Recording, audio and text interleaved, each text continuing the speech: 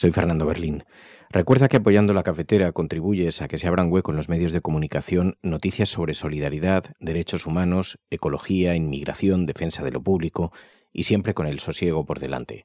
Hazte mecenas y suma tu aportación en radiocable.com/mecenas. La Cafetera. Dirige Fernando Berlín. ¿Quieres un café? En el programa La Cafetera de Radio Cable. La ha entrevistado Fernando Berlín en La Cafetera. Esta mañana en La Cafetera de Radio Cable. Porque con las cosas que había dicho, que yo le oí la grabación del programa de Fernando Berlín. A country in Russia's position could allow them, just in their position, could allow them to join NATO. I don't see that happening. And long before President Putin, Russia was very strong on the fact that I believe that's the reason the war started.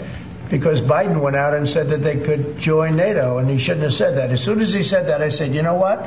You're going to have a war now, and I was right about that. Vladimir Putin and President Zelensky called them both. Any negotiation that's had will be had with both. And that the NATO alliance and European members will play a role in that. No, en privado ha dicho lo mismo, es decir, en el sentido de que hemos estado apoyando a Ucrania, seguiremos apoyando a Ucrania y que queremos una paz y una paz justa y duradera. El discurso en ese sentido ha sido así. Hay que pensar que los países de la Unión Europea, de la OTAN, llevamos 3 años apoyando a Ucrania, pero llevamos apoyando a Ucrania porque era la mejor manera de conseguir la paz. Y en este momento pues hay una posición del presidente Trump, pero que entendemos que la Unión Europea y OTAN tenemos que tener un protagonismo activo precisamente porque estamos defendiendo valores de paz y de seguridad y del derecho internacional. Trump rompe con la Organización Mundial de la Salud, el Acuerdo de París o deja sin fondos a la USAID. ¿Qué nos está diciendo? Que se pudra el mundo, que se mueran los pobres. Somos un gobierno de ricos, de tecnobros, que hemos venido a salvar a las grandes corporaciones y adiós a la salud pública, a la ayuda humanitaria y a la lucha contra la crisis climática. Y para eso tienen una estrategia, la de no mires arriba, odia al de al lado. Olvida que son las grandes empresas las que te explotan. Cobra $1000 por delatar a tu amigo o a tu vecino migrante. Llama enfermas a las personas trans. Siéntete con poder para denigrar a las mujeres o di que los palestinos son animales. Trump es el representante del capitalismo más salvaje, sin máscara y sin complejos. Pero también, ¿qué está proponiendo la Unión Europea en este momento? Porque hace tiempo que camina por el mismo precipicio. Defienden de igual forma a las grandes corporaciones, la sumisión al imperialismo estadounidense. 15 meses financiando un genocidio contra Palestina. Apuestan por una Europa más racista y más belicista y pactan con su representante aquí en la Unión Europea, que es la extrema derecha de Meloni. Gracias. Vamos a subir el salario mínimo, ya lo hicimos, y por tanto esto es lo que nos une y lo que hace que España sea mejor. En segundo lugar, tenemos diferencias sobre este aspecto en una materia de tributación, por cierto, en la que nosotros no hemos cambiado de posición. Como saben, desde hace 5 años que estamos en el gobierno y desde los últimos años, todos los años después de aprobar el Real Decreto en el que yo fijaba el salario mínimo en España, el Ministerio de Hacienda después, digamos que destopaba, es decir, declaraba exenta la cuantía anual que englobaba el salario mínimo. Este es el cambio que se ha producido hoy. Solo hace falta la voluntad para aplicar esta ley de vivienda y lo que no podemos es aceptar el boicoteo que hacen algunas administraciones a esta ley aprobada por las Cortes Generales. Por eso hago un nuevo llamamiento a todos los gobiernos regionales para que apliquen la ley de vivienda de una vez por todas. Y frente a eso, a la ley de la selva, la ley de vivienda, frente a los fondos buitres, pues evidentemente la ley de vivienda y frente a la especulación, la ley de vivienda. El consejero se ha dirigido a mí diciendo no me pongas morritos que me descentro. Le pido por favor que lo retire porque está aquí, está grabado, no me lo estoy inventando. Y especialmente no me pongan morritos que me descentro. Muy bien, señora. Estamos en el año 2025, retírelo por favor. Muy bien. Vamos, no creo que haya sido así. Si usted se lo ha tomado mal, le pido disculpas. Creo que es una expresión sexista y machista que no es propia de un consejero ni de este Parlamento. Ayer hubo una PNL del Partido Popular tramposa, como todas las PNLs que hace, porque lo que no se dice es que dentro de esa propuesta no solamente estaba la petición de continuidad de los 7 reactores nucleares de España, sino que también estaba la condonación de los impuestos que tienen que desarrollar, que tienen que pagar esas empresas por desarrollar su actividad. Es decir, al lado de la PNL había la amnistía fiscal de la ecotasa que pagan las empresas precisamente para garantizar la conservación de los residuos nucleares que ellas mismas han generado. Lo que pretenden claramente es que los españoles paguemos los residuos nucleares, es decir, la basura que han generado.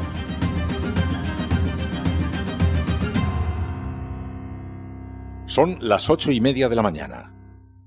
Las 7:30 en la Casa Museo de José Saramago, en Tías, Lanzarote.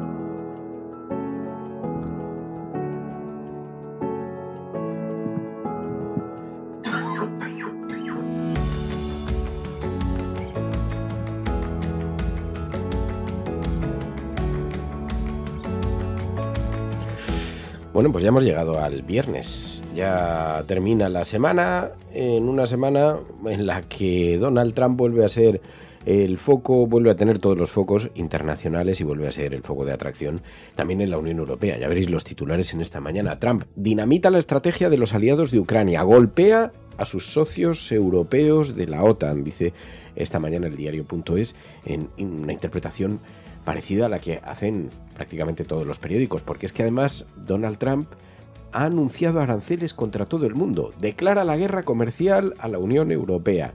Por eso el hashtag que hemos elegido hoy para comentar el programa en las redes sociales, os pedimos que lo utilicéis porque ya no utilizamos mucho Twitter, pero siempre difundir, aunque sea en Blue Sky, en Facebook, difundir el programa La Cafetera hace que otras personas lo puedan descubrir. Así que siempre viene bien, incluso si podéis poner un mensaje en las redes sociales, en Twitter. Almohadilla La Cafetera, Europa sola por Trump. Almohadilla La Cafetera, Europa sola por Trump. Porque vamos a hablar de eso, de la soledad europea. Europa empieza a quedarse sola en la defensa de Ucrania, teme un mal acuerdo forjado por Estados Unidos, Europa en alerta, piden a Trump que escuche a Ucrania mientras temen un acuerdo desastroso, la paz dictada alarma a Europa, los líderes piden a Trump dar voz a Ucrania, el jefe del Pentágono niega que se traicione a Ucrania, defiende una paz negociada, mientras Zelensky dice no aceptaremos negociaciones bilaterales sobre Ucrania sin Ucrania, aunque también ha ofrecido pingües beneficios en la reconstrucción si Estados Unidos seguía ayudando a la protección del país. Pero bueno, todo esto nos lleva al camino que muchos dijimos que acabaríamos transitando. Al final, los generales firman el armisticio y los soldados se preguntan quiénes son los nuestros. Y mientras tanto, Europa mira desconcertada, se ha quedado aislada, confrontada completamente con Vladimir Putin, eligió un papel de mucha beligerancia y ahora haciendo equilibrios para ver cómo se resuelve todo esto. La guerra comercial paralela no es que esté relacionada, pero ha decidido Donald Trump que además en sus políticas proteccionistas va a imponer aranceles comerciales a todos los productos que importa Estados Unidos. Responderá a cualquier barrera regulatoria o fiscal. Castigará a Europa por aplicar el IVA. También ha hablado de la tasa Google. El líder republicano activa la medida sin calendario para emplearla como herramienta de negociación y los coches, los chips y los productos farmacéuticos son el objetivo para la siguiente andanada proteccionista, dice esta mañana el periódico El País. Pero lo más irónico de todo esto, y ahí es donde queríamos poner el foco en el programa, es que no se libra ni su bro. Porque Trump no hace amigos, no se libra ni Milei, no conoce. Resulta que uno de los países señalados también en esa política de aranceles es la Argentina de Milei. Así que toda esa tesis de Santiago Abascal cuando decía habrá aranceles porque Sánchez cae mal a Donald Trump, en ese servilismo que han ido mostrando todos los partidos de extrema derecha por el mundo, pues resulta que los principales afectados van a ser los países que dicen proteger con su patriotismo. Sánchez ya le contestó, mira lo que le ha pasado a los venezolanos. Todos apostando por Donald Trump y ahora Donald Trump les ha retirado el estatuto de protección en Estados Unidos. Así que no te puedes fiar. Bueno, de eso vamos a hablar. Muy buenos días a todos. Ya veis que tengo la voz totalmente machacada. Os agradezco muchísimo la compañía. Os agradezco mucho siempre la confianza, de verdad, de corazón, en una semana que ha sido muy especial además para nosotros porque hemos estado posicionados durante varios días además en el primer lugar entre los capítulos más escuchados de Spotify con La Cafetera. Gracias de corazón a todos los que hacéis posible, gracias a todos los que escucháis La Cafetera a través de Spotify, gracias a los que lo hacéis a través de YouTube, que le dais a seguir, a compartir, que seguís el canal de YouTube y a través del resto de ventanas. Muchísimas gracias a todos los que hacéis posible este proyecto. Bueno, vamos al lío. A esta hora, cuando escuches La Cafetera, yo estaré seguramente en alguna tertulia, por eso parte de los contenidos de La Cafetera de los viernes son cuidados con mimo a lo largo de la semana, son grabados a lo largo de la semana en este café de puchero que dejamos preparado para cuando os levantéis, para cuando madruguéis, tengáis bien calentita la taza. Y vamos a hablar de un libro, vamos a hablar de un videojuego, vamos a hablar de la información internacional y también de una película. Algunas propuestas de ocio, propuestas culturales cuando llega el fin de semana, porque nos ayudan un poquito también a digerir mejor la actualidad y además así tenemos también elementos culturales. Fijaos, en Plata o Plomo, película, La Sustancia. Es una película muy rara, tiene un componente gore. Aceptar el paso del tiempo, la edad y lo que te castiga, además, trabajar con la estética, lo que te castiga ir cumpliendo años, especialmente a las mujeres. Todo esto ha sido llevado al cine con esta película que tiene detractores o amantes, porque hay quien odia la película y hay quien le ha parecido fascinante. Tiene un punto bastante gore, bastante surrealista. Bueno, la vamos a comentar después. Plata o Plomo, La Sustancia. En videojuegos vamos a hablar de Metal Gear Solid 2 con Enjoy the Silence. Es la sección probablemente más participativa de todos, porque de todas las que hacemos en La Cafetera, porque la organizan los propios oyentes, se presentan voluntarios y nos hablan de algún videojuego que estén jugando. Metal Gear Solid 2 es un videojuego de sigilo, que consiste en ir pasando a través de los enemigos sin hacer mucho ruido, entre otras cosas. Bueno, luego lo veremos con con Enjoy the Silence. ¿Y sabéis con quién vamos a hablar hoy? Con Francho Aijón.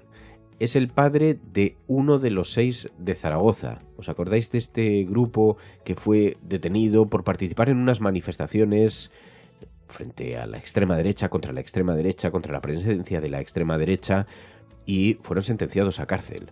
Su hijo, Javichu, está cumpliendo prisión. Bueno, pues su padre ha escrito un poemario, un libro de poemas, Nubes con forma de nube.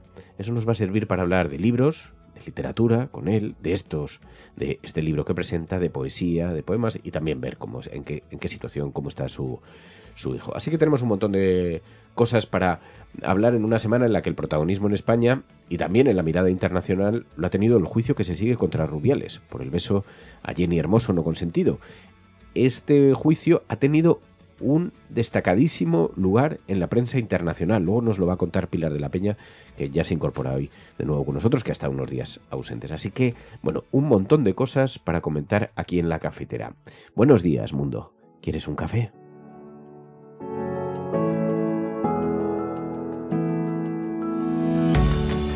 Así que, con el aroma de la taza, os invito a que os quedéis con nosotros. Ya habéis visto que tengo, decía, la voz muy cascada, porque llevo arrastrando un constipado. No sé si vosotros en vuestro entorno lo estáis viendo, porque hay una explosión de enfermedades respiratorias absolutamente gigante. Hay un montón de gente que yo llevo arrastrando ya, este es el tercero, el cuarto, que se han ido encadenando, diferentes además. De pronto estoy saliendo de uno y entro en otro. Pero, bueno, más o menos mantengo la voz. Así que disculpen las molestias. Trump declara la guerra comercial a la Unión Europea. Ese es el titular de portada y, entre otros, confirmaba los aranceles a Argentina. No se libran ni los amigos. We have a little deficit with Argentina. Almost with every country, but Australia, because of the airplanes, they buy a lot of airplanes. There's a little bit of a surplus. Mr. President, if other countries retaliate, I don't mind.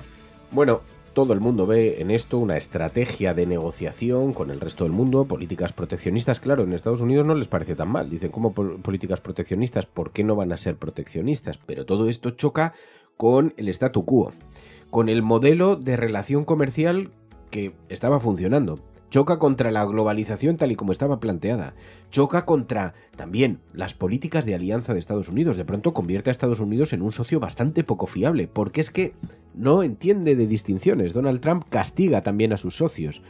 Como decía John Quincy Adams, el 6º presidente de Estados Unidos no tiene amistades permanentes, sino intereses permanentes. No tiene amigos ni enemigos, solo intereses. Llegó a decir Henry Kissinger.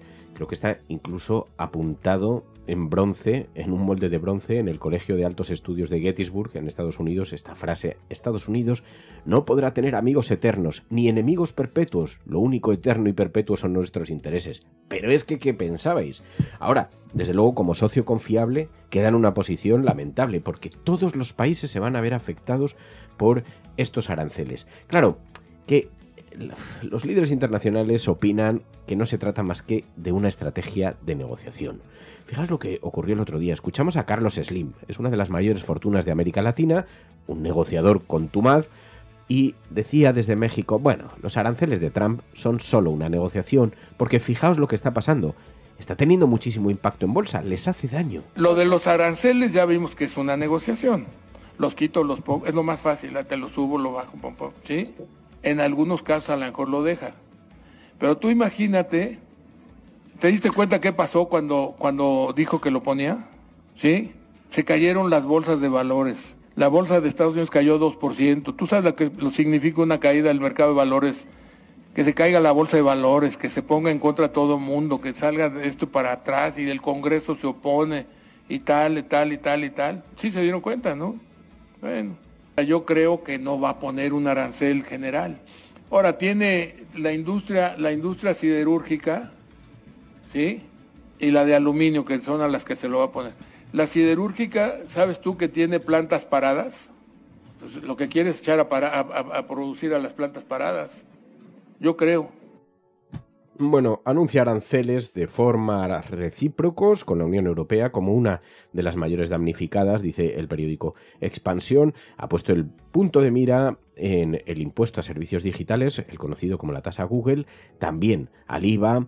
Donald Trump anunciaba estos aranceles recíprocos a numerosos socios comerciales de Estados Unidos, aunque como no ha concretado la fecha, pues hay una cierta esperanza en que, bueno, pues ni sabemos cuándo entraría en vigor, ni sabemos cuáles serían los importes. Más bien parece que es una herramienta de negociación. Intentan tranquilizar los líderes internacionales a sus respectivos países. En La Vanguardia, Trump lanza una oleada de aranceles con la Unión Europea en el punto de mira. El presidente de Estados Unidos anuncia gravámenes recíprocos aún por definir a todo el mundo, con el IVA como pretexto en el caso europeo. Pero, decíamos, no atiende ni a sus amigos. Toda la oleada reaccionaria que aplaudieron la llegada de Donald Trump, bueno, los venezolanos ya han escarmentado. Se les retira el estatuto de protección y hemos escuchado algunas declaraciones. Yo le voté, yo confié en usted, y ahora algunos están siendo deportados a Venezuela. Y igualmente, ni Milei se ha librado. Pero es que fijaos, el servilismo es tal en todo el mundo, en este movimiento patriótico reaccionario, que no están criticando ni una sola de sus medidas. No lo hacen públicamente, a pesar de que hace un daño extraordinario interno a cada país. A nuestro país nos va a afectar. Nos va a afectar y mucho. ¿Creéis que Santiago Abascal titubea en su defensa de Donald Trump? No. Dice que habrá aranceles porque es que Sánchez cae mal a Donald Trump. Hombre, Milei no parecía caerle muy mal y también tendrá sus aranceles. Y usted cae mal, no me extraña. Tendremos aranceles por su culpa. Y si no los tendremos, será a pesar de usted. Hay que tomarse en serio las cosas que usted dice, porque son muy peligrosas. No sé si se ha enterado de que la administración estadounidense de Trump acaba de anunciar la no extensión del estatus de protección temporal a más de 300.000 venezolanos que viven en Estados Unidos. Y por tanto, a partir del mes de abril, esas personas van a poder ser deportadas. Usted, señor Abascal, ¿va a poner el grito en el cielo y a criticar a la administración Trump por esta decisión? Yo creo, señor Abascal, que usted no lo va a hacer, porque usted es fuerte con el débil, pero es un servil con el poderoso, como ha demostrado. Pues así está el panorama. Pero es que fijaos, esto en materia económica, el proteccionismo, aranceles, impuestos para los productos que lleguen a Estados Unidos, intentar fortalecer la industria interna, perjudicar a la industria externa.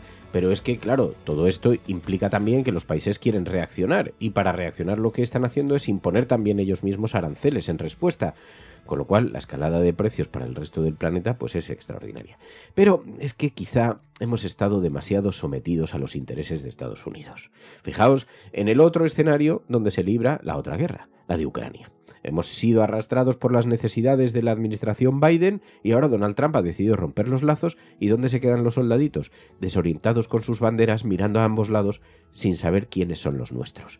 Resulta que Donald Trump ha dinamitado la estrategia de los aliados de Ucrania, golpea a sus socios europeos de la OTAN y se pone a negociar de tú a tú directamente con Vladimir Putin.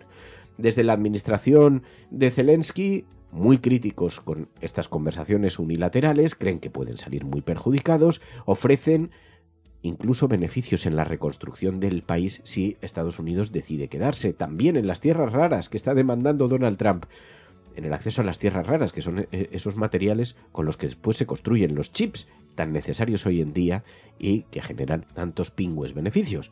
Bueno, pues aislados, mirando, los europeos de pronto, tampoco, sin saber muy bien quiénes son los nuestros, Europa está en alerta, pide a Trump que escuche a Ucrania mientras temen un acuerdo desastroso. Europa empieza a quedarse sola en la defensa de Ucrania, teme un mal acuerdo, la paz dictada alarma a Europa. Los líderes piden a Trump dar voz a Ucrania. El jefe del Pentágono, mientras tanto, intentando negar que se esté traicionando a Ucrania, defiende una paz negociada y Zelensky dice: no vamos a aceptar negociaciones que sean bilaterales si no está Ucrania presente.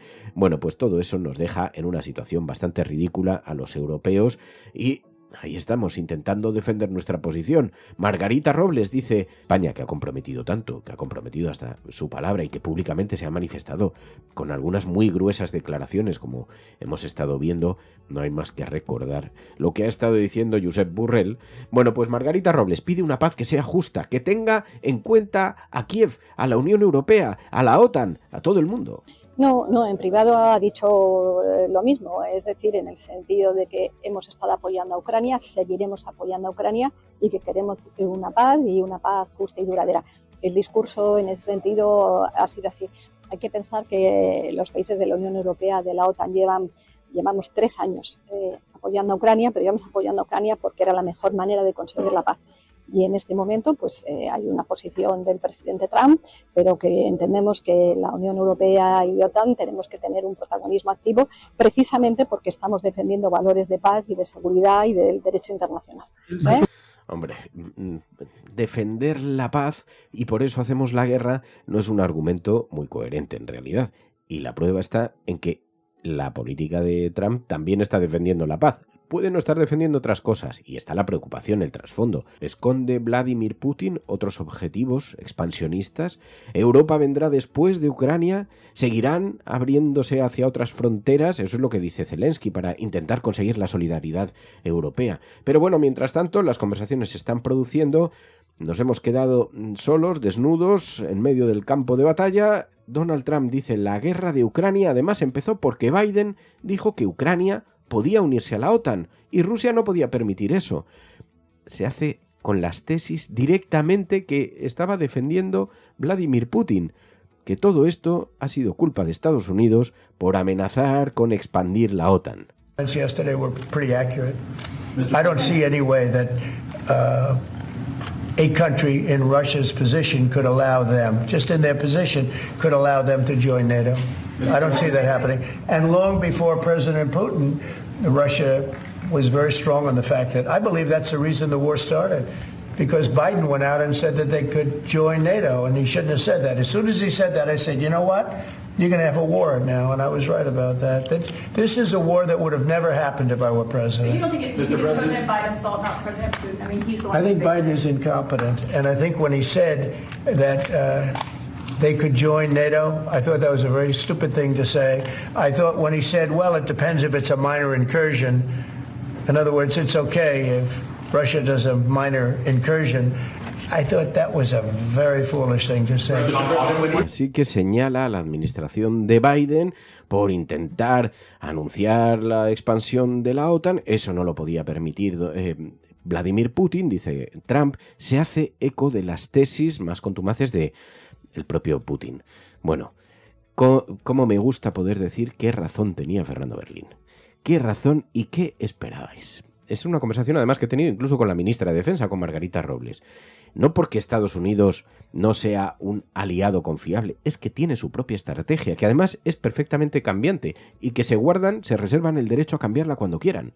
Y eso hace que nosotros nos quedemos desorientados, sí, eso, en medio del campo de batalla, mirando en ambas direcciones diciendo, pero ahora ¿quiénes son los nuestros? Ahora resulta que es que pueden firmar un armisticio, que estamos hablando de Estados Unidos, que fue capaz de invadir Afganistán, entrar a sangre y fuego y firmar después la paz con los talibanes. Firmar acuerdos de paz con los talibanes, mantener conversaciones con los autores de los atentados del 11 de septiembre, porque aquí pasamos página y miramos para otro lado y tenemos muy poca memoria, pero es lo que ha sucedido. Así que, bueno, ahí lo tenemos. El secretario de Defensa norteamericano afirma que no, que Trump negociará con Putin, con Zelensky, con los aliados europeos, que todo el mundo tendrá su papel. Vladimir Putin and President Zelensky called them both. Any negotiation that's had will be had with both.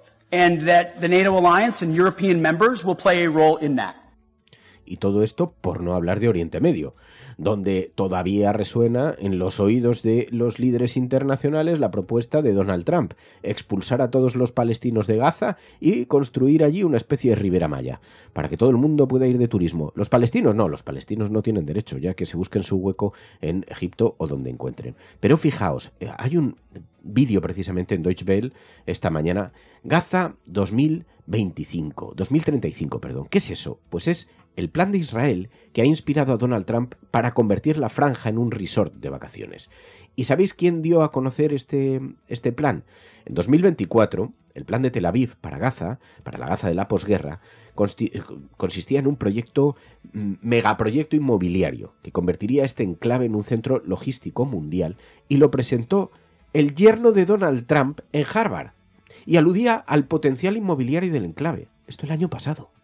Así que en ese proyecto de repartirse las cenizas, la sangre, el dolor, la impunidad del genocidio, claro, Naciones Unidas ha dicho que hay que respetar el derecho internacional, que esto es una limpieza étnica de libro, que esto va más lejos del colonialismo. ¿No creéis que les ha importado mucho? Rechazada por el mundo árabe, mientras tanto, el gobierno alemán ha dicho que no, que lo que se necesita es respetar el derecho internacional. Por cierto, gobierno alemán que, muy preocupados con las conversaciones entre Putin y Donald Trump, pidió ayer el canciller de Alemania al Parlamento que imponga el estado de emergencia debido a las declaraciones de Trump sobre Ucrania, porque dice que se ha comprometido tanto Alemania contra Rusia que ahora se queda solo.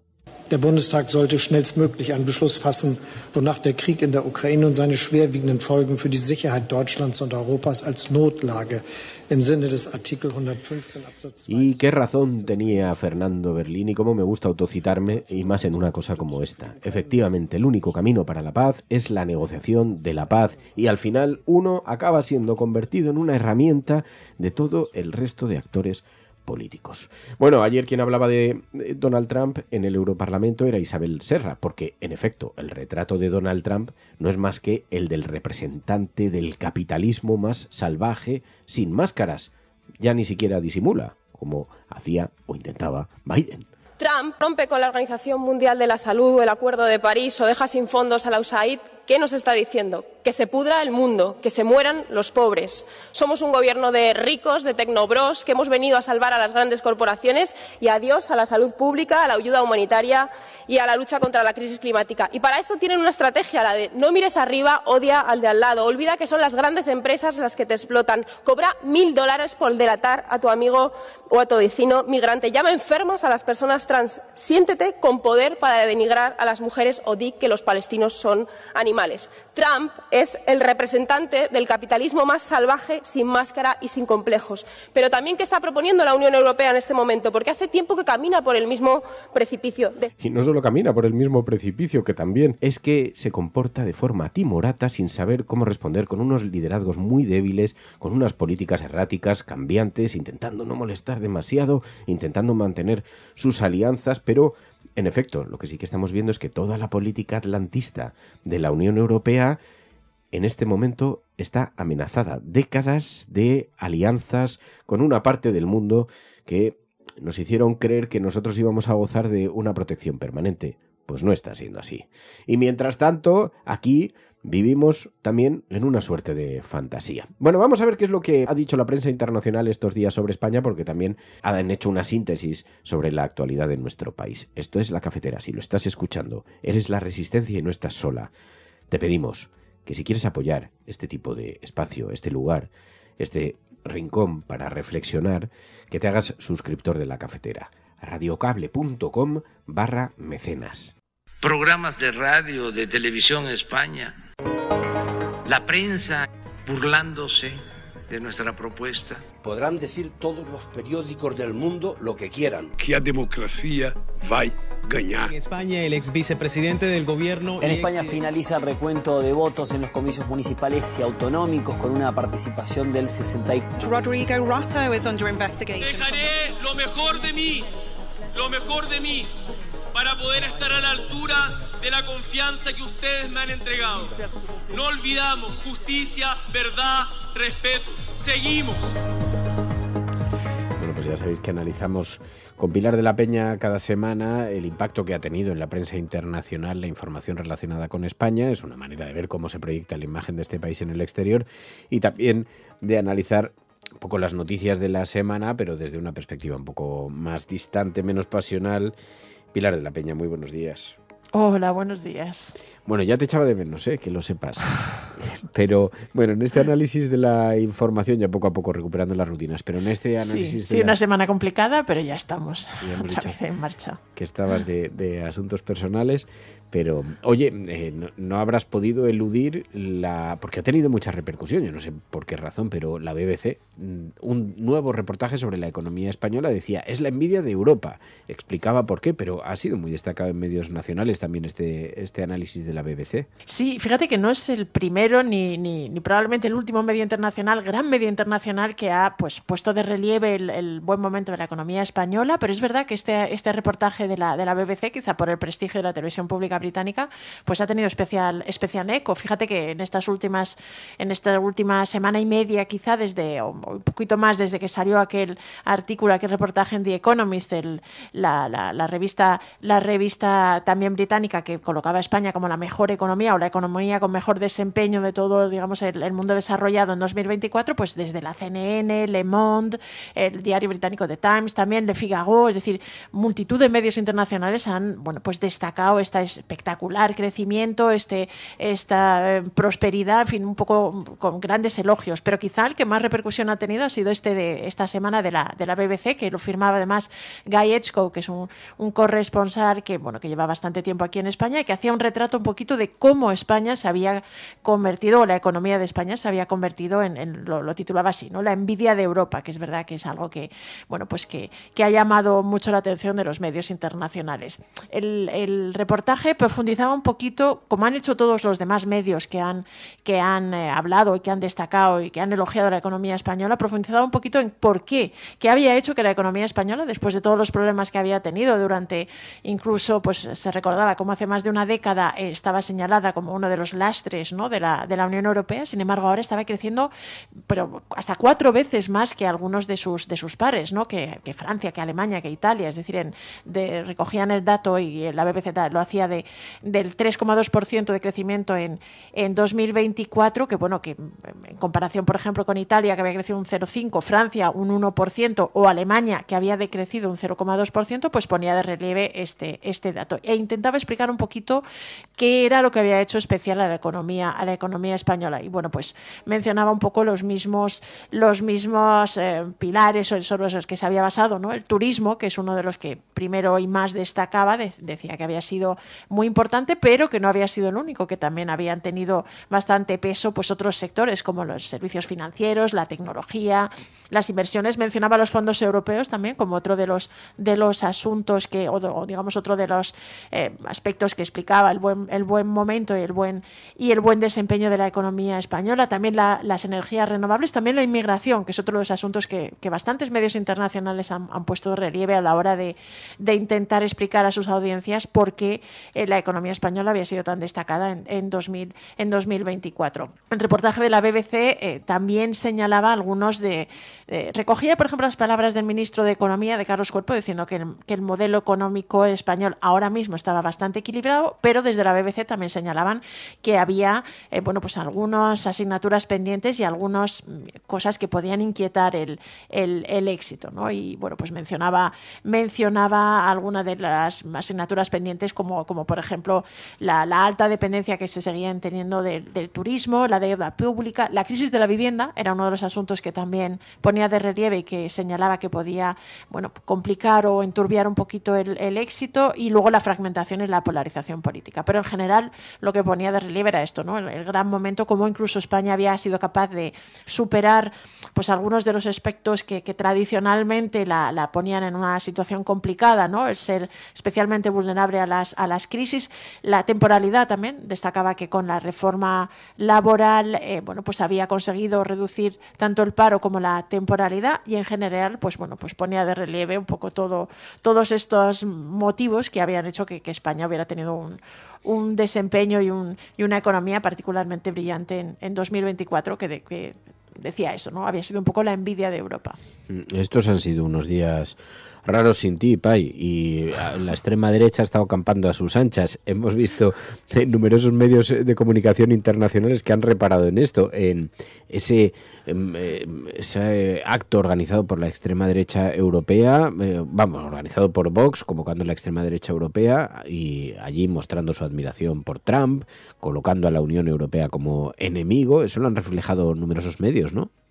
Sí, muchos medios, además medios importantes, desde el New York Times a Le Monde, Euronews, Reuters, Le Figaro, es decir, bastantes medios internacionales se han hecho eco de esta especie de meeting del grupo de patriotas por Europa, que es este grupo de extrema derecha, que lo que destacan todos estos medios internacionales es que es la tercera fuerza en el Parlamento Europeo por número de diputados. En este grupo, digamos que están, metidos o digamos agrupados una serie de partidos de extrema derecha, pues desde Vox al de Marine Le Pen, al de Víctor Orbán, en fin, hay importantes grupos que están destacando en la extrema derecha europea, que están en este grupo y que han protagonizado este gran acto, este gran meeting que, organizado por Vox, ha reunido en Madrid a buena parte de la ultraderecha europea, ¿no? Y esto es lo que destacan, ya te digo, todos estos medios internacionales que les llama la atención, ponen de relieve un poquito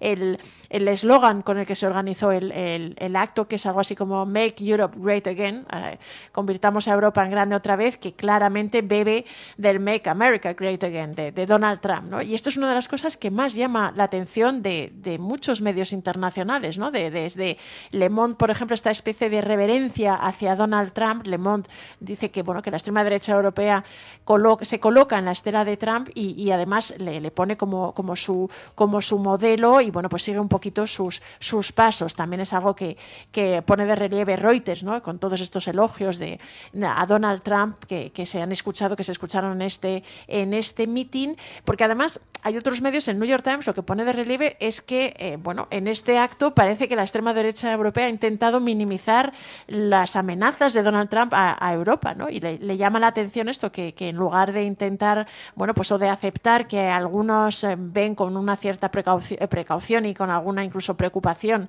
la llegada de Donald Trump y todo lo que puede implicar para Europa desde el punto de vista de aranceles o una serie de cambios en la política exterior, pues sin embargo estos partidos de extrema derecha le han reverenciado y le han puesto de relieve, y en realidad lo que han puesto era como enemigo, pues han puesto casi a la Unión Europea, ¿no? Esto lo señalaba el New York Times y le llamaba la atención este giro, digamos esta senda que habían tomado todos estos partidos de extrema derecha. Hay otros medios internacionales que también ponían de relieve, Euronews, por ejemplo, que la extrema derecha europea, todo esto además organizada y coordinada desde España, pues lo que había señalado y había, digamos, apuntado era hacia los partidos tradicionales de la Unión Europea. Recogían algunos de los discursos, en concreto el de Geert Wilders, que es este político holandés de extrema derecha que está vinculado al nuevo gobierno en Países Bajos y que hablaba y señalaba que había llegado la hora de los partidos tradicionales y que estaban, porque formaban ya parte del pasado, ¿no? Había también algunas otras interpretaciones llamativas. Le Figaro, por ejemplo, el diario francés, ponía de relieve, hablaba de las derechas soberanistas, no tanto la extrema derecha, sino titulaba así como las derechas soberanistas, y ponía de relieve que ellas consideraban que había llegado su momento histórico, y ponía también especialmente el foco en el papel y en las palabras de Marine Le Pen, señalando un poquito cómo había sido presentada como la futura presidenta francesa y cómo todos estos partidos englobados en el grupo Patriotas por Europa pues consideraban que había llegado su momento, intentaban hacer una especie de demostración de fuerza. Y luego había una interpretación bastante interesante en RFI, que es una emisora francesa pero de ámbito internacional, que también hablaba de Abascal precisamente, ¿no? Y pues ponía de relieve que claramente había demostrado el líder de Vox que tenía realmente un cierto tirón desde el punto de vista de la extrema derecha internacional, que casi se había convertido en una figura ineludible, decían en el artículo, en una figura ineludible dentro de la nebulosa de extrema derecha europeo. Incluso hablaba de él como una especie de puente entre Europa y Estados Unidos, pero destacaba que aunque intentaba haber hecho esta demostración de fuerza, lo cierto es que Vox sigue estando bastante por detrás del apoyo de todos estos partidos, que muchos de ellos ya están en el gobierno y que pues rozan, digamos, en porcentajes de votos cerca del 20% algunos, y en cambio Vox hasta ahora se mantenía más bien en torno al 12% de apoyos y no estaba, no estaba en el horizonte que pudiera crecer mucho más. Así que este era un poquito el análisis, pero ya te digo que sí que lo han recogido muchos medios y han puesto de relieve un poco estos claves, ¿no? Un poquito como esta especie de entreguismo a Donald Trump, este señalamiento hacia la Unión Europea casi como enemigo, también a los partidos tradicionales, y también el papel de Vox les ha llamado la atención. También estamos a 100 días de la Dana desde Valencia. Siempre nos han dicho los oyentes, hay que hacer porque no se olvide. Pues precisamente esta semana ha tenido bastante foco por esta regularización de 25.000 migrantes afectados por las inundaciones que ha anunciado el gobierno. Esto ha tenido eco también en la prensa global, ¿verdad? Bastante eco, sí. La verdad es que he encontrado referencias desde Euronews a Associated Press, el medio estadounidense, varios medios franceses también. Les ha llamado la atención un poquito cómo este anuncio del gobierno español que se iba a dar una especie de permiso de residencia por las circunstancias excepcionales que había acontecido con la Dana a 25.000 migrantes que residían en algunos de los municipios afectados en la región de Valencia, pues les ha llamado la atención, ¿no? Han puesto de relieve que ha sido un gesto del gobierno español que, coincidiendo además con estos 3 meses, con los 100 días de la Dana. Fíjate que ha habido otros otras claves, otros retos pendientes que la prensa global ha destacado con esta efeméride, pero es verdad que ha tenido mucho eco el de la regularización de 25 migrantes afectados por la Dana y por las inundaciones, ¿no? Como algunos de ellos habían perdido todo y el gobierno español había decidido darles un permiso excepcional de residencia y de trabajo durante un año para que pudieran salir adelante o recuperarse. Hay otros asuntos otro de los retos o de las consecuencias de la Dana que también han sido resaltados por otros medios internacionales. Por ejemplo, TF1, la emisora de televisión francesa, ponía de relieve que en estos 100 días que uno de los aspectos que todavía quedaba pendiente era retirar los miles de coches que quedaron apilados, destruidos por las inundaciones y que habían conformado una de las imágenes que había dado realmente la vuelta al mundo, ¿no? Toda esa especie de montañas de coches que se juntaban estaban en las calles y que llegó realmente a las portadas de buena parte de la prensa internacional, pues explicaba que todavía quedaban cerca de 70.000 coches por retirar y que todavía formaban parte del paisaje. Esto les llamaba la atención. Reuters también destacaba que bueno, se había optado y había habido un pequeño cambio, digamos, las autoridades españolas estaban intentando utilizar los fondos de la Unión Europea para ayudar en la reconstrucción y sobre todo impulsar algún tipo de mejora de las, digamos, de las defensas frente a Dana y otro tipo de fenómenos climáticos extremos, que España había reaccionado de esta manera. Le Monde también se hacía eco de la manifestación que seguía pidiendo la dimisión de Carlos Mazón, y luego también había un reportaje en RFI que ponía el foco en lo que titulaba y lo que destacaba como el lento retorno de los niños a la vida normal 3 meses después de las inundaciones en Valencia, ¿no? Y explicaba un poquito el impacto que se mantenía en algunos menores de edad y que, bueno, pues algunos estaban necesitando más tiempo y más atención para superar los traumas vividos a finales de octubre de 2024. También hemos visto estos días, han sido objeto también de mucho foco por el juicio que se sigue contra Rubiales por el beso a la futbolista.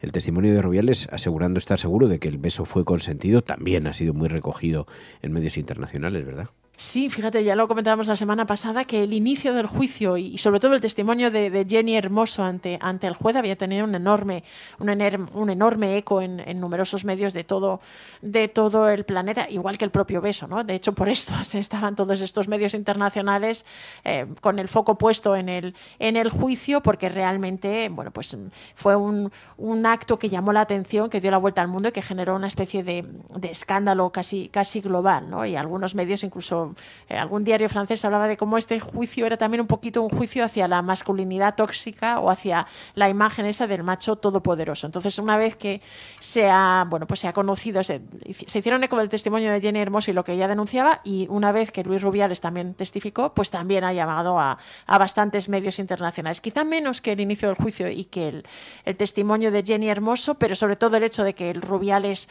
asegurara que no tenía ninguna duda y asegurara ante el juez que no tenía ninguna duda de que el beso había sido consentido, pues ha sido recogido por el diario The Guardian, por Al Jazeera, por la BBC, por SPN, por Sky News, en fin, multitud de medios, también bastantes medios franceses que han estado muy pendientes del caso y del juicio, y bueno, pues les ha llamado la atención esta declaración, y han puesto de relieve también que el juicio ha quedado visto para sentencia y que, bueno, pues en unas semanas se conocerá el fallo y la sentencia de este caso, que ya te digo, ha dado la vuelta al mundo.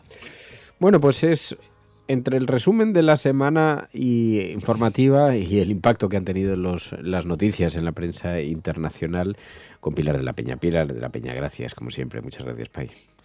Gracias a la Resistencia, siempre.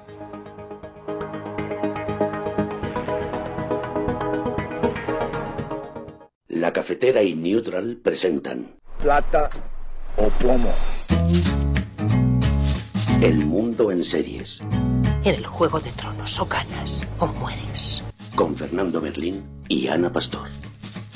¿Sabes dónde estás? Es una radio pirata. De la zona neutral. Nos recuerda un poco por qué luchamos.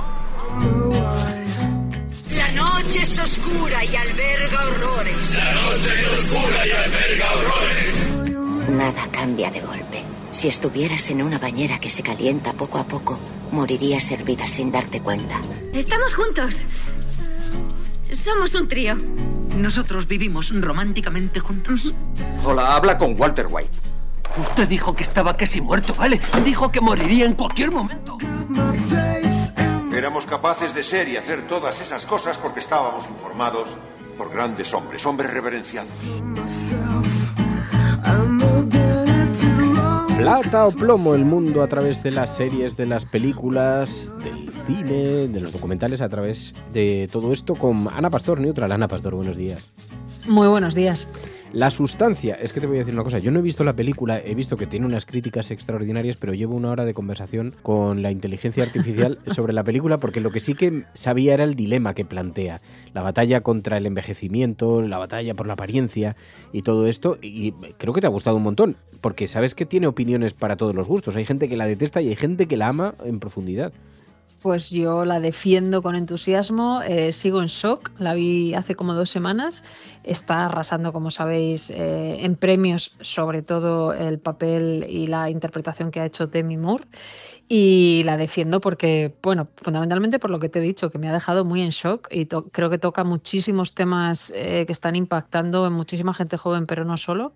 Y lo hace de una manera muy bestia, es decir, podría definirte, tú que no la has visto, podría decir que es la versión gore de Barbie, de la película Barbie, donde también se abordan de alguna manera estos temas, pero aquí se hace de una manera muy, muy, muy salvaje y muy bestia y muy visualmente bestia.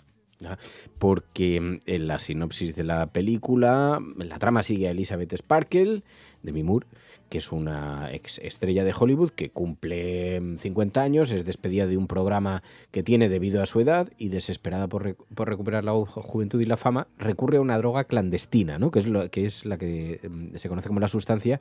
¿Alguna vez has soñado con una mejor versión de ti? Más joven, más bella, más perfecta.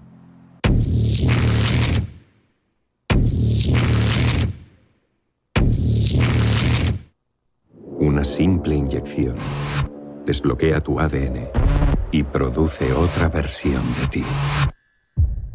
Crea una versión más joven y perfecta de uno mismo. Pero esto como es que ella se la toma y aparece otra persona. Bueno, ahí es donde aparece un poco este lado salvaje de la peli. Tú imagínate, ¿tú recuerdas a Eva Nassarre? Quienes nos escuchan, quizás, bueno, pues Eva Nassarre era una especie como de mito en España que hacía cada día un programa de aeróbic, ¿no? De gimnasia. En España todo el mundo ponía la televisión y ahí aparecía Eva Nassarre vestida con ese atuendo de aeróbic. En Estados Unidos ese mismo personaje fue Jane Fonda durante muchos años, entre otras cosas, también cumplió ese papel. Y Demi Moore representa un poco, por lo menos en el imaginario colectivo, una mujer de ese tipo, ¿no? Que por cierto está espectacular, Demi Moore en todos los sentidos. Y como tú dices, cuando cumple 50 años hay un directivo de televisión que decide que ya no, que esto no funciona, que es muy mayor y que ya no puede. Y la van a sustituir, ella panica, empieza a verse, claro, toda la ciudad está llena de fotos suyas gigantes y ve un mensaje me parece que es en un periódico, sobre la posibilidad de ganarle la batalla al envejecimiento. Y entonces llama y le proporcionan, pues eso, una especie de droga que cuando te la inyectas con unas pautas muy, muy concretas, permite que tu cuerpo se desdoble en una versión tuya más joven y mucho más espectacular, que es, y ahora hablaremos de ella, Margaret Qualley, la actriz que hace de Sue.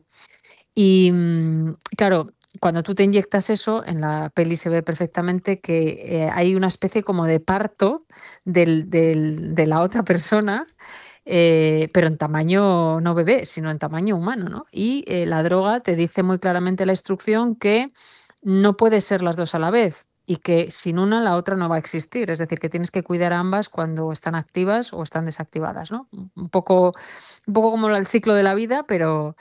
y como digo, es muy gore cómo aparece la otra mujer, ¿no? La joven.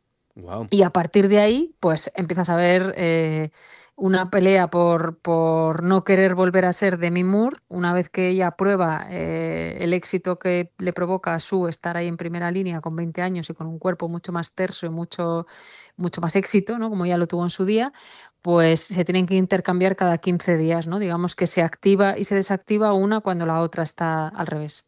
Pero claro, Demi Moore no quiere volver a verse vieja. Y ahí entra en una dinámica muy, muy, muy autodestructiva en el que vas viendo el proceso de envejecimiento. Por eso pensaba en Barbie, porque no sé si recuerdas, en Barbie hay un momento en el que por primera vez se baja de los tacones, nunca habíamos visto. De hecho, las muñecas Barbie tienen las puntas hacia arriba, ¿no? Los talones. Y porque piensa que así le va a salir celulitis, ¿no? Recuerdo el comentario de esa peli. Bueno, pues aquí es un poco lo mismo, pero como te digo, mucho más bestia. Empieza la piel se le empieza a cuartear, pues empiezan a salir arrugas en las piernas, venas, etcétera. Y mientras, cuando se activa la otra chica, pues claro, es todo lo contrario, ¿no? Una mujer de 20 años con todo su esplendor. Pero se provoca una situación muy autodestructiva porque al final el tiempo no lo puedes frenar, ¿no? Y creo que también es una crítica un poco a cómo está diseñado ahora todo el mundo para las mujeres, incluso para las más jóvenes. Cuánta gente hay ahora operándose, pinchándose la cara, poniéndose todo tipo de cosas para evitar algo inevitable, que es el paso del tiempo y cumplir años, ¿no? Pero fíjate, esto me ha llevado a descubrir algo que yo no conocía. Hay un trastorno que se conoce como el trastorno dismórfico corporal, que es una condición crónica. Se simplifica en la obsesión por la belleza, en la alteración de la imagen corporal, y luego está otra cosa que es la midorexia, el miedo a envejecer. Todos somos un poco productos de eso, porque a nadie nos gusta ir cumpliendo. Bueno, hay gente que se ve que le gusta mucho el paso del tiempo y que lo lleva con mucha naturalidad. Pero dentro de todo esto hay una visión patológica, pero es verdad que trabajando algo relacionado con la imagen, donde además la presión de la industria es brutal, la presión social también lo acaba siendo, en la industria del entretenimiento es el lugar principal para desarrollar esta patología. Sí, y además fíjate que creo que no es casual que hayan elegido, no solo por su talento, a una actriz como Demi Moore, que sabes que fue sometida a todo tipo de escarnio, y ella misma lo explicó porque se ha operado la cara y se ha hecho retoques. Uno de ellos no la dejó bien, al menos a la vista de las fotografías, aunque luego ella explicó que eran efecto de las luces de esas fotografías. El caso es que eliges a una actriz como esa, que llevamos viendo, pues fíjate, yo no sé, 20 o 30 años, ¿no? La hemos visto nacer, crecer como actriz y, por supuesto, envejecer, aunque en esta película, como digo, está increíble, y poner frente al espejo a una Demi Moore con una Margaret Qualley, que es la actriz jovencita, que, por cierto, es hija de Andie MacDowell, no sé si recuerdas a aquella actriz. Es maravillosa, esta actriz muy joven ya ha hecho otro papel que también hemos comentado aquí. Es como el paso del tiempo, es como poner dos generaciones diferentes compitiendo por un mismo espacio, y de lo físico no se habla de ningún tipo de otro talento, ni de comunicación, ni de nada, sino simplemente el físico. Entonces tienes a una Demi Moore mayor representando ese papel, un poco, no digo autobiográfico, pero cuasi, y luego por otra parte tienes a una actriz jovencita, monísima, que no es especialmente curva en su cuerpo, tanto es así que han explicado que le han tenido que poner prótesis en el rodaje para hacerla un poquito más espectacular. Y entonces como que está todo mezclado, ¿no? Dices, ya, pero si le pones prótesis, ¿la peli es una denuncia o no es una denuncia? Bueno, la peli la dirige una mujer francesa, Coralie Farget, que me ha sorprendido porque es verdad que es una coproducción anglo-francesa. Y bueno, yo creo que va a petarlo en todos los premios, sobre todo después de las últimas polémicas que ha habido con otras pelis. Demi Moore tiene muchísimas posibilidades de llevarse el Oscar por esta interpretación. Es un fenómeno que está alcanzando también a los hombres, que esto es una cierta novedad en las últimas décadas, pero también hemos visto un montón de actores de Hollywood que se hacen unas operaciones lamentables, pero eso sí, el plano frontal les queda calcado a la juventud. Lo que pasa es que cuando se giran un poco se les ve. Es tremenda, de todas maneras, la presión. La peli ha recibido algunas críticas. No sé si era en el periódico El País. Me parece que decían que que la película tenía un recorrido, no es tan grandiosa, que la sutileza no es la mejor virtud de la dirección, que parece un remake encubierto. No sé cinematográficamente cómo es. Pues a mí visualmente me parece rompedora porque tiene como un rollo un poco pop cuando te está vendiendo sangre a borbotones. Entonces no comparto nada esa crítica, si es del diario El País, porque por eso me parece rompedora precisamente, ¿no? Poder mezclar dos ámbitos tan diferentes como lo pop y lo rosa, y lo dulce y lo, ¿no? Así como lo pastel, digamos, con todo lo otro salvaje. Y luego es eso, es que haces una apuesta con una actriz que estaba como un poco olvidada desde hace muchísimos años, que solo protagonizaba titulares prácticamente por su vida personal seguramente, y la pones en el centro ahora mismo del talento de la interpretación, ¿no? Entonces, bueno, a mí me ha encantado, la verdad. Te deja en shock, hay ratos que te tienes que tapar. Yo la he visto en Filmin, por cierto, para quien quiera verla en plataformas, está en varias. y te tienes que tapar un poquito porque porque tiene es muy gore. gore. Sí, o sea, tiene tú me definías antes que habías leído terror corporal, que es como, sí. Dios mío, ¿cuántos tipos de cines hay ahora, no? Terror corporal es la primera vez que lo digo, pero me parece una buena definición para explicar de dónde sale la otra persona que aparece junto a Demi Moore en un baño muy blanco cuando ella se está inyectando la sustancia. No voy a desvelar más, que ya sabes que no me gustan los spoilers, pero para mí muy recomendable la sustancia y a la vista está también de lo que está pasando ahora en todos los premios que están recibiendo. Pero aunque no sea un spoiler, ¿cómo se desdobla? O sea, ¿sale una de dentro de la otra o cómo? Sale de la espalda, sí.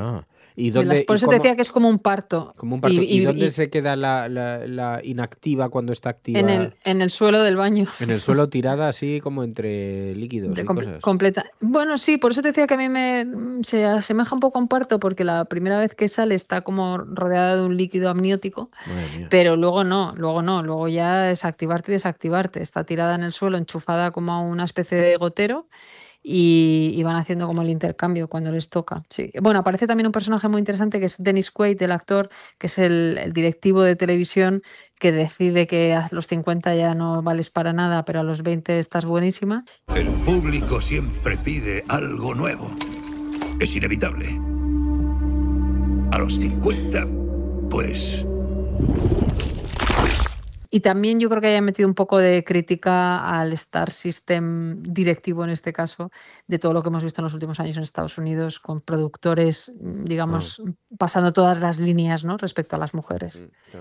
Pues es La Sustancia, la película recomendada. Mira, ya me ves, para eso está muy bien, Plata Plomo, porque ya me ha abierto un poco el apetito para la peli, aunque ya lo he estado comentando con el ChatGPT. He dedicado mi tiempo. Ana Pastor Neutral, gracias. Gracias. Acabo de ver a un hombre que llora, no miento, en pleno centro de Madrid. Sentado a las puertas del McDonald's, sin alegorías, te lo juro, un hombre llora y nadie se detiene, ni me detengo. Dice que llora un hombre, pero igual no es humano. Si no, alguien se detendría, yo mismo, lo juro, si fuera un hombre el que llora.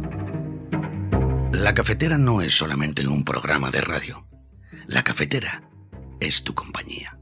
Si valoras el rato que pasamos juntos, apóyala.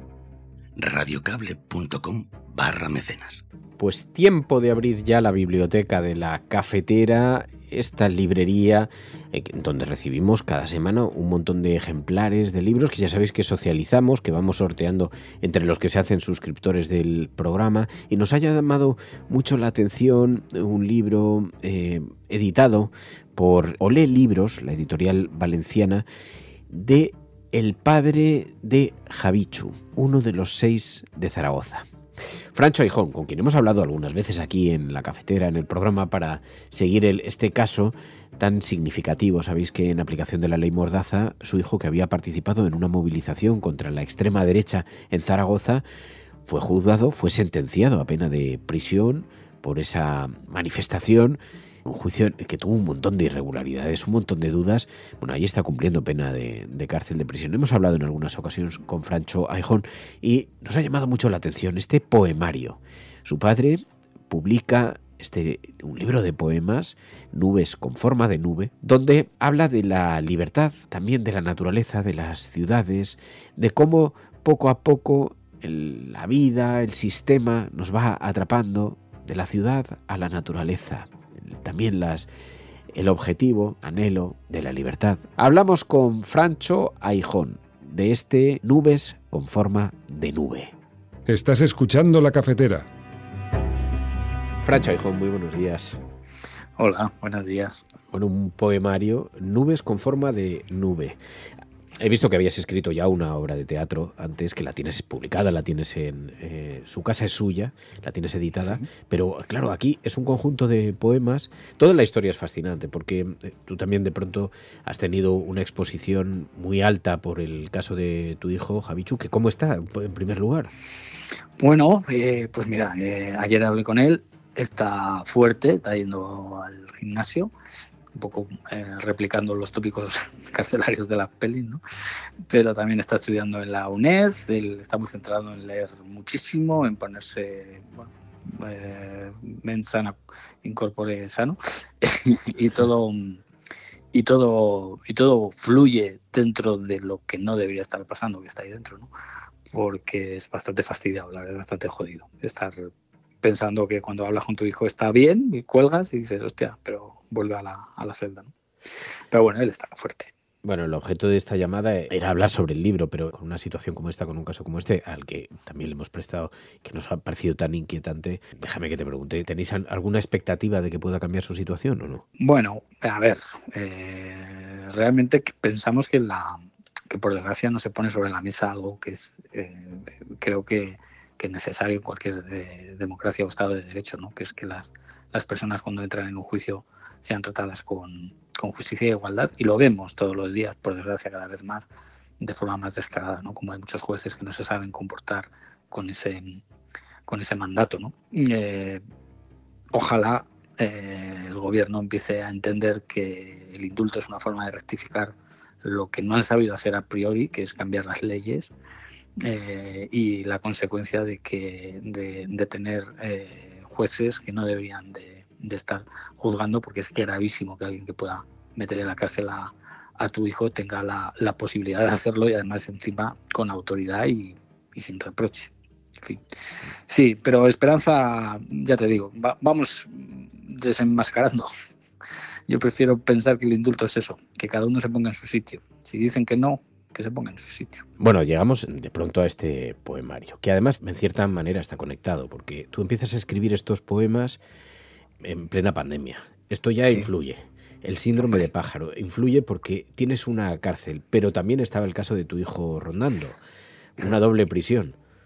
Sí, 2 años, o sea, 1 año. En el 2020 pandemia, 2019 mi hijo ya había sido detenido y ya teníamos la primera sentencia. Con este recorrido ya han pasado 6 años desde que empezó todo, pero en aquel momento sí, o sea, era justo la pandemia. O sea, quiero decir, si para el resto de la gente o para casi todo el mundo era una cosa distópica y una locura total, para mí era una especie de, no sé, no, te lo juro, hubo un momento que no pensaba estar viviendo en el mundo real. Claro, y de hecho uno de los poemas se refiere en cierta manera a esto, porque hablas en ese poema de el síndrome de pájaro, ¿no? Sí, siempre me hacía mucha gracia lo de cuando hace poquito además en la cafetería, no es la cafetería de Tokio, una película muy bonita, por cierto, y hablaba un poco de esto, de un pájaro que hay una escenita con un pájaro en la jaula, ¿no? El pájaro en la jaula está vivo, lo sacan pero la otra tiene miedo de que se pueda morir, ¿no? Entonces las jaulas son para proteger a los pájaros, ¿no? La pandemia, cuando se encerraron, era para protegernos. Cuidado, que no soy antivacuna ni conspiranoico, pero quiero decir, a veces es eso, ¿no? O sea, creo que hay que trascender y darnos cuenta de que la organización, esta propia organización del Estado, no a veces no nos permite pensar ni ser inteligentes como individuo. Necesitamos que nos digan qué hacer, ¿no? Lo normal hubiese sido que la gente de voluntad propia, de motu propio, no hubiese salido de casa, ¿no? En la pandemia, y no que hubiera que estar vigilándolos, ¿no? Eso sería para mí el lugar ideal donde tenemos que ir para vivir, ¿no? Pero no, se nos tiene que obligar, ¿no? A estar en la jaula. Es raro eso. Luego, claro, en estos poemas, Nubes con forma de nube, está editado en Olé Libros y está dedicado el libro a tu hijo. Sí. Además la dedicatoria libre por encima de cárceles. Está dedicado a la lucha, está dedicado a lo fraterno, pero veía que el recorrido, tal y como lo describían, del poemario va desde la crítica social al humanismo, pero es algo así como desde la naturaleza a la ciudad, de la ciudad a la naturaleza. Sí, ¿no? O sea, somos... yo lo empiezo con un primer camino, o sea, lo del camino, ¿no? Y como mis pies desoyen el camino, o sea, porque intento dibujar de alguna manera un arco de cambio del personaje, que soy yo mismo, evidentemente, que en la naturaleza pues no se siente, no está, no le pertenece, ¿no? Pero no porque no quiera, sino porque no la hemos visitado lo suficiente, no la entendemos, la tememos más que la más que conectarnos con ella. Y luego está la ciudad, ¿no? Que es, digamos, casi nuestra naturaleza, ¿no? Y es una cosa rara la ciudad como naturaleza, ¿no? Y entonces sí, por ahí van los caminos, ¿no? Y digo también que es optimista en el poemario, porque el poemario, aunque quiera reventarlo todo de alguna manera y no esté de acuerdo con nada de esa revolución, van a hacer algo bueno, ¿no? Si nos damos cuenta, ¿no? En fin, esperemos que nos demos cuenta, ¿no? En aquel momento Trump, no sé si había ganado ya sí, claro, estaba de presidente en Estados Unidos. Claro. Estás haciendo presentaciones, son una suerte de recital, ¿no? Porque lo haces junto a actores, sí. Uno de ellos es músico. Sí, hacemos una cosita muy divertida. Hay un poema de un antiguo mío que reza así, es un consejo del Ministerio de Sanidad, que digo yo, que es: hay que hacer el amor hasta cuando se folla. Y entonces a partir de ahí, con una cosita muy crae, hacemos un jueguecito muy divertido de inicio, y luego pues bueno, vamos recitando, en algún poema cantamos, en otro hasta toco la armónica, metemos estribillos en algunos poemarios bastante pegadizos, con la intención de que la gente se lo pase muy bien. Estuvimos en Taberna Garibaldi y la gente se lo pasó genial, fue muy divertido. Todos me decían lo mismo: es que no parece la típica presentación. Digo, a ver, yo tengo la obligación con la editorial, que se han portado genial conmigo, los libros son maravillosos. Pero, claro, entonces pongo la presentación, porque tengo que presentar y vender libros, evidentemente, ¿no? Pero claro, suena siempre presentación de poesía algo rollo, ¿no? Y yo siempre digo que hay que venir con ropa cómoda y alma también cómoda. Eres elástica. Eres disfrutón, has vivido muchas vidas, porque has hecho muchas cosas. Tu trayectoria, has sido actor. Ahora no tanto, aunque siempre uno es actor para siempre, pero parte de tu trayectoria laboral ha sido esa también. La comedia muy bestia. Y me gusta mucho el bufón, me gusta mucho el clown, me gusta mucho. Tenía una compañía de Sinflow que hacíamos sketches muy gamberros. Sí, la verdad es que no me puedo quejar. He tenido una vida muy plena desde bien jovencito. A Javicho, a mi hijo, lo tuve también jovencito. Fíjate, Javicho ya tiene 27 años, ¿no? Y sí, no sé, todo lo que he vivido me ha servido para aprender y llegar, yo creo, que a una madurez personal que la que estoy. He escrito ya 4 novelas. ¿Qué te parece? Desde la pandemia empecé a escribir novelas también. Fíjate. Y seguramente este año me publican ya una. Está, bueno, más que apalabrada.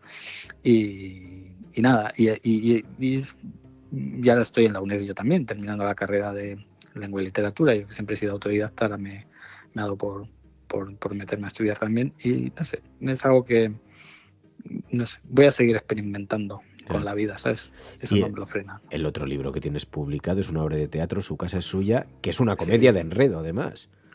Sí, es de unos compañeros de piso que se les muere la casera y deciden meterla en la nevera a ver qué.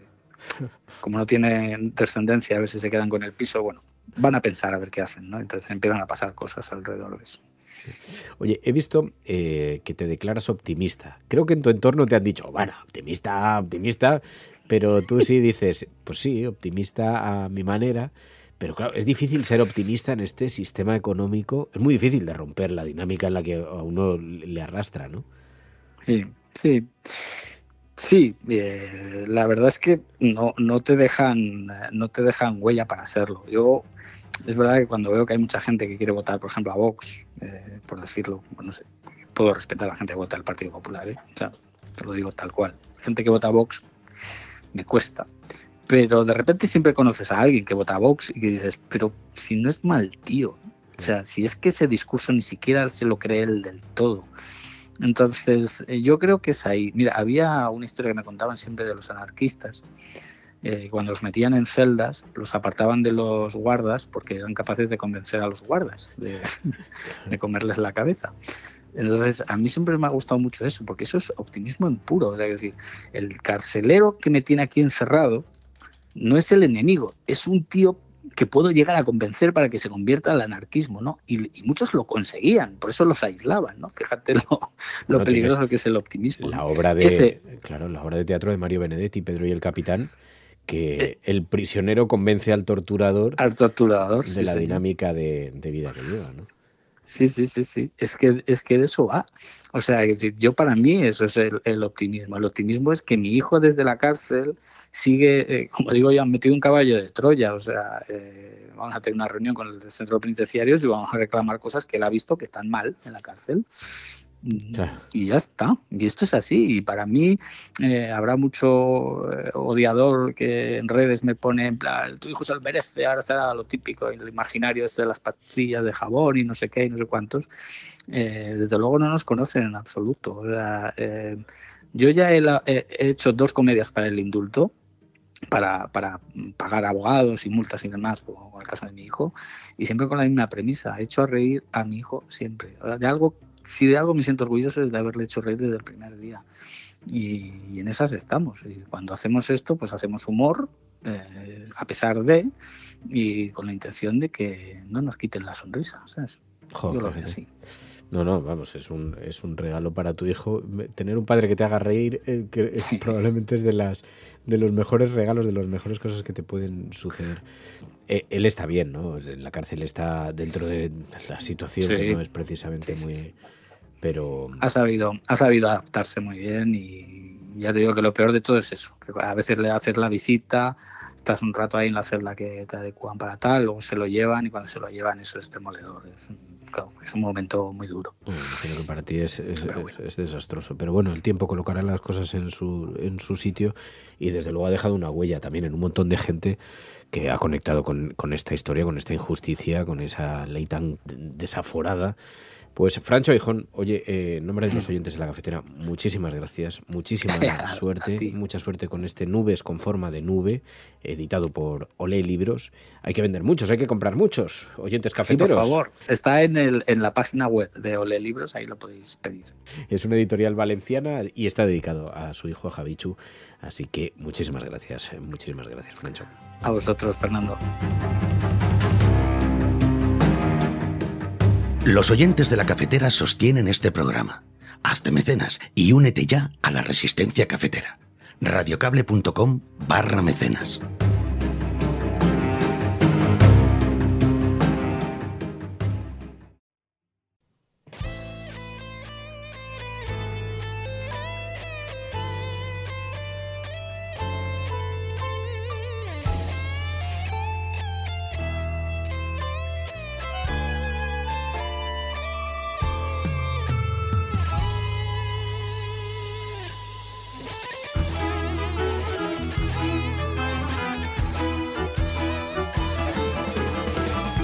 Bueno, pues ya lo sabéis que en La Cafetera cada semana también hablamos de algún título de videojuegos, alguna novedad o quizá alguno que está editado, pero que están jugando en todo caso los oyentes de este programa, que como sabéis, esta probablemente es la sección más cafetera de todas, la sección más de la audiencia de todas, porque son los propios oyentes los que van seleccionando de qué juegos quieren hablar y se van proponiendo voluntarios. Enjoy the Silence, buenos días, un gran jugón, buenos días, Enjoy. Muy buenos días a todos los cafeteros y cafeteras.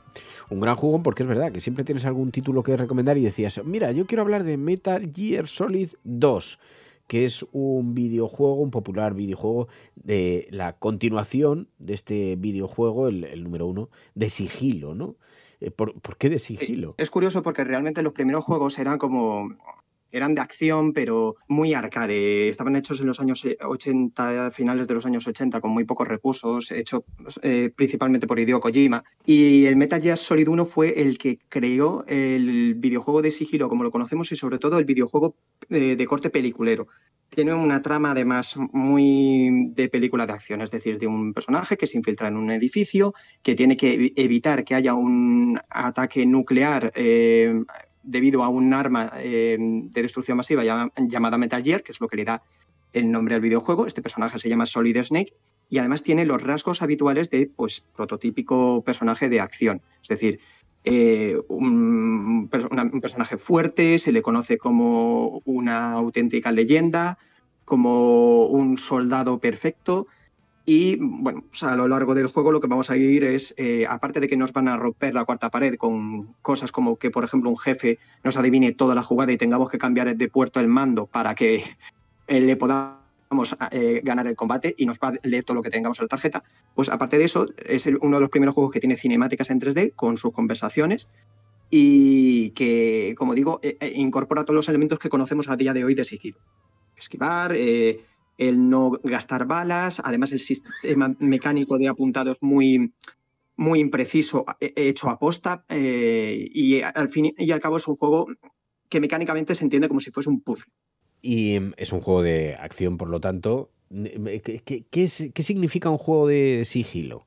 Un juego de sigilo, mecánicamente hablando, lo que tiene que incluirte son zonas en las que haya una serie de enemigos que tienen un patrón de movimiento muy específico, muy concreto, que se van a ir ajustando a determinadas áreas y que tú lo que vas a tener que hacer siempre es intentar, por lo menos en la saga Metal Gear, con métodos no letales, enfrentarte a ellos intentando no solamente reducir el número de bajas, sino también el número de enfrentamientos. E intentando a su vez que, aunque te pongan armas letales, no usarlas.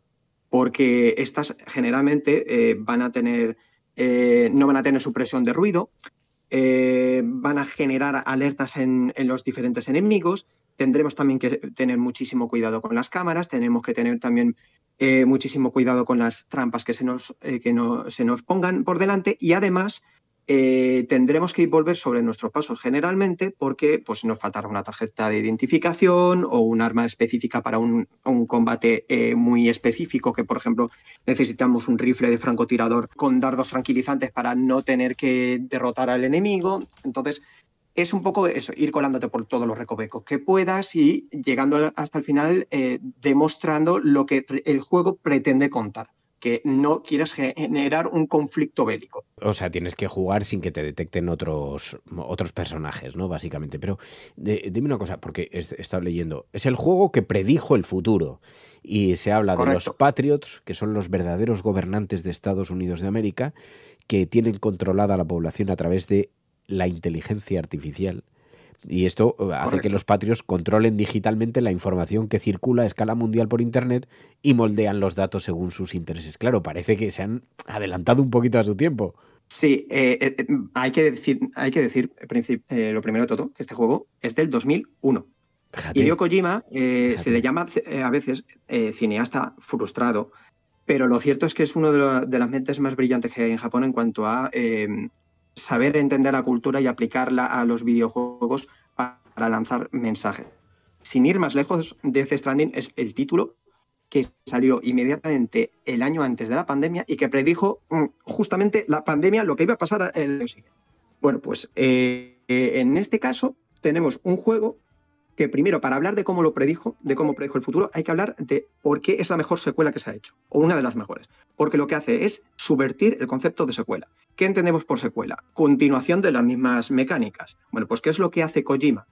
Coge un personaje que es lo opuesto radicalmente a Snake. Si Snake es el personaje testosterónico, en este caso estamos hablando de un personaje con facciones muy delicadas, patoso, torpe y un soldado que, sin ir más lejos, nada más empezar, se tropieza con una mierda de paloma.